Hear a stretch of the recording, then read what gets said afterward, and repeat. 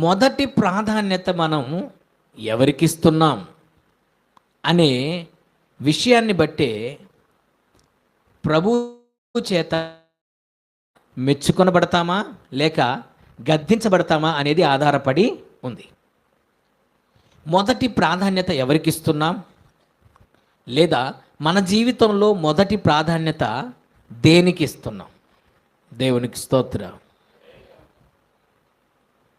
చాలామంది తమ జీవితంలో మొదటి ప్రాధాన్యత ఎవరెవరికో ఇస్తుంటారు, వేటికో ఇస్తుంటారు.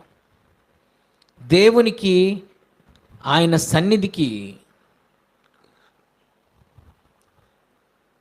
తర్వాత ప్రాధాన్యతనిస్తుంటారు. కానీ ఒకటి గుర్తుపెట్టుకోండి, మరియా